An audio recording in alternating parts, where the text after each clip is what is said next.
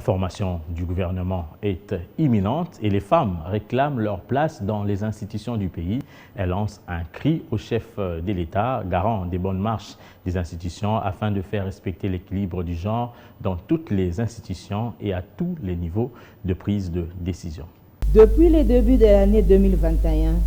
il apparaît que lors de choix opérés au niveau des institutions, à titre illustratif, la nomination d'un informateur,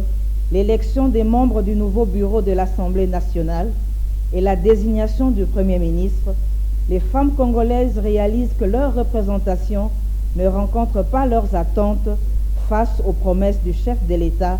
garant de la bonne marche des institutions. En plus de la Constitution citée si haut, et en s'appuyant aux instruments juridiques régionaux et internationaux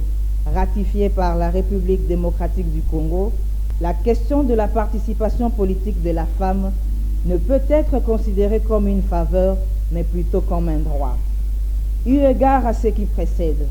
et tenant compte de toutes les compétences que regorgent les femmes, et surtout pour raison de professionnalisme et d'équité,